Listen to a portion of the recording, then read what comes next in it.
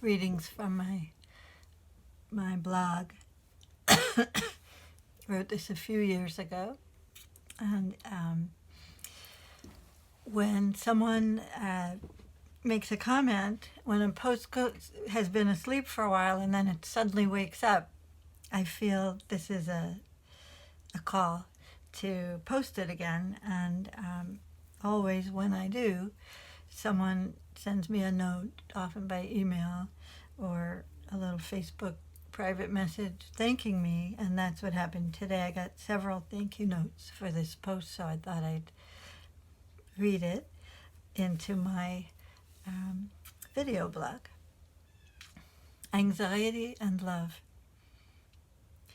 My yoga teacher and I are very good friends, deep soul friends. 2 years ago, when she opened a studio in her beautiful new home and began teaching there, I made the secret pledge to show up for every single class so she'd never have an empty studio. At first, I was the only student, or one of 2 or 3. Now her classes are bursting and full.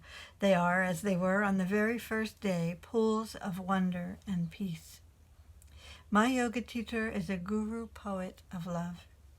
She stands in front of the class in her hot pink tie-dye t-shirt with a multi-layered heart at the center of her chest, reciting the poems of Rumi, David Whyte, and contemplating love. This is about a lesson that she gave to me.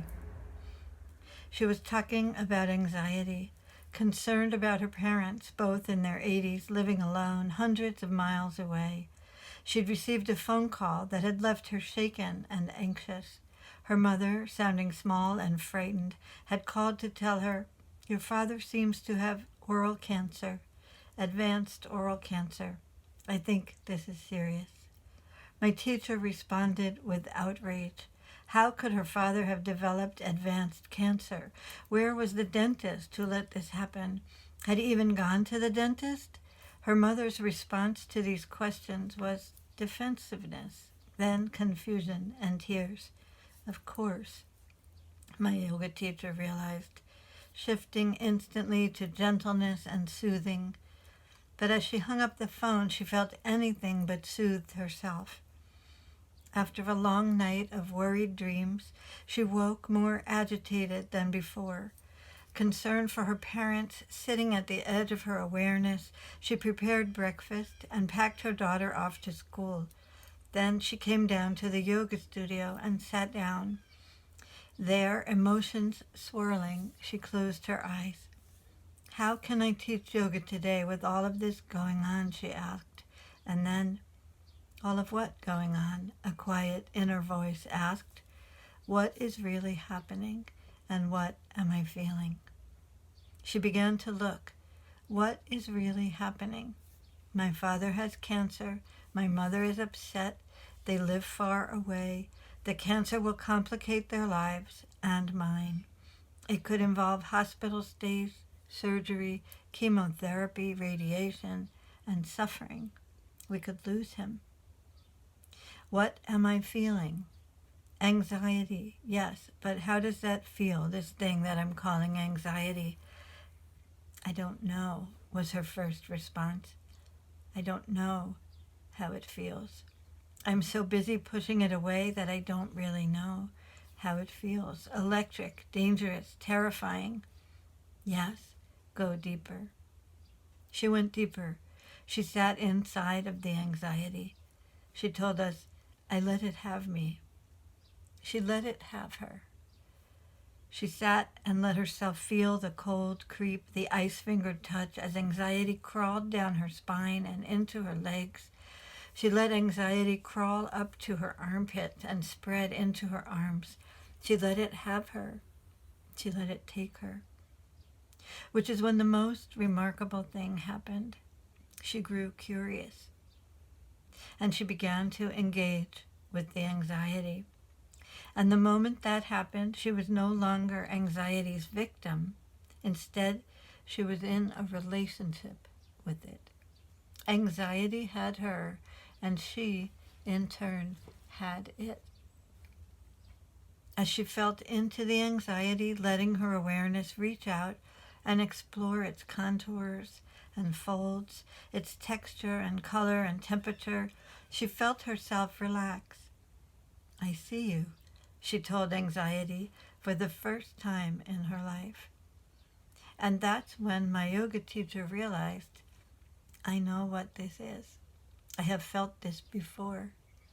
Anxiety is love. Curiosity is the most remarkable gift. It reanimates the soul. It awakens awareness.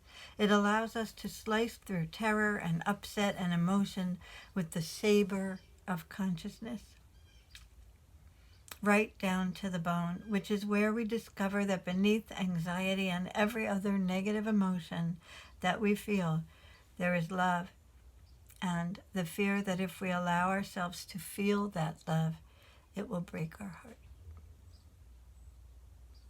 A Course in Miracles teaches that there are only two emotions.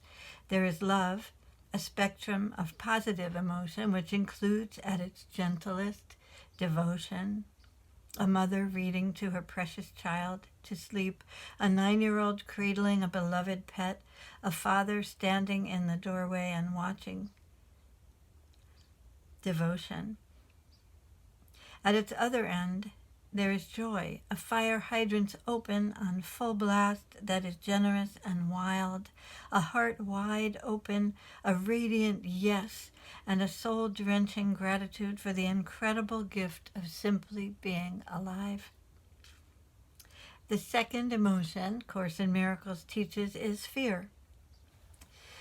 Fear, which feels, as we are in it, like lack of love, but it isn't. The Buddha would call this suffering. This may surprise you. You may have thought the opposite of love was hate or rage or even anger, but these are only inside-out love, shadow love, love turned in on itself when life surprises us with suffering, which is where this story began, with suffering, advanced oral cancer, outrage, confusion, and fear, and my yoga teacher's anxiety. This story began with suffering. At its most concentrated, suffering arrives as sharp pain, sheer terror, at the edge of the abyss as we face down a life-threatening illness or injury. But there are many grades of suffering. There is sorrow when we learn, as my sister did 2 days ago, that a dear one is suddenly gone. There is anxiety, the insidious, just under the surface dread that sours life and steals the color and joy from every experience. Anxiety is a terrorist, lurking around every corner, pouncing on every joy. I know. I grew up this way. I didn't even know anxiety was there until recently. For years, I had prided myself on my ability to rise above any situation, but my cool exterior was a mask. My everything's fine and reassuring smile was an empty, joyless smile, a smile that was really a shrug, an oh well sort of smile that hid at its center a sigh of exhaustion. It was overwhelming trying to hold the world together all by myself. In the offices of many therapists and healers, and the several dozen marble composition books through which I chased the elusive tale of joy, I discovered that my own childhood experience, which felt as if I lived in a house of fog, as if each member of my family were wrapped in lamb's wool, was not carefree. And though these days anxiety is becoming alarmingly normal, it was not healthy. When I first began to really, truly feel my life, a rush of feeling came in. Feeling itself felt overwhelming at first.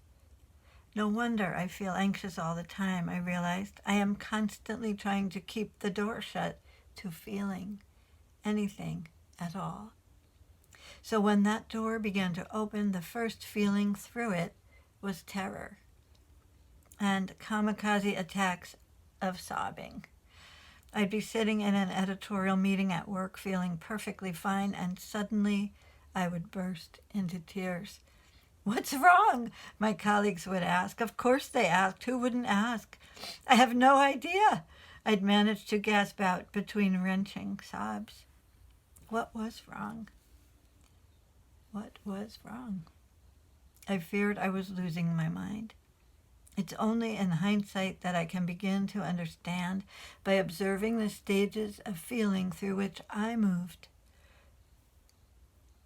I begin to understand the heart-searing grief at the way that I'd kept myself separate and the opportunities that I'd missed.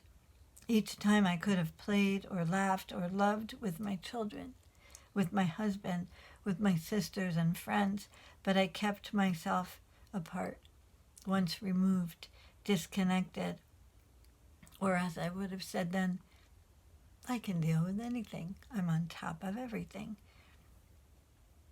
I saw the way that I would blame others for judging me, for holding me behind a kind of emotional wall, when it was I who held myself there, and I who was judging them. I saw also how my fear of intimacy, of feeling, had made it impossible for me to relate in a straightforward, honest way to teachers, employers, or anyone in authority. Instead, I envied, I sneaked around, I cut corners at work and at home. I stole money from my parents' wallets and later from my husband's bank account. And if I was discovered, I blamed them. "You aren't generous enough. You make me feel like a beggar." All of this was the result of that second emotion, fear, and its brute squad, shame, dread, and anxiety, those inner terrorists. That day, as my yoga teacher was telling her story, I was just beginning to understand my own. I'd been able to see it, but I knew I was missing something, some critical piece of the architecture of the soul puzzle which I had not yet been able to snap into place until there, on my yoga mat, it came to me. It found me. Anxiety is love. Twisted, thwarted, desperate love. A few days later, while caring for my mother, I had the chance to work with this new understanding and finally pop that puzzle piece into place. And here's how it worked. Mom clutches her belly and moans in pain. My body tenses. Anxiety arrives. I ask the two questions. What is really happening? My mother is suffering. I am the only one here. No one has been able to explain the stomach pains that plague her constantly. She has had every test, every scope, every CAT scan and blood scan. The pain is a phantom, eating her from the inside out. And what do I feel? Concerned, powerless. There's nothing I can do to help her. Believe me, I and the whole cast and crew that supports her now have tried. I feel annoyed. That's how I feel. Annoyed. Why is she making such a fuss? Does she perhaps exaggerate her suffering to win our sympathy? Does she use it to manipulate us? Yes, yes, yes. But suddenly here at the bottom of all this, I saw it and I felt it. Love. My mother is suffering. I love her. That's what's here. That's what's true. And that's what I feel. My mother lies down on the sofa. I tuck the blanket around her toes. Her eyes flutter and close. Her breathing deepens. Love floods into my heart. Real love, true love, devotion, joy.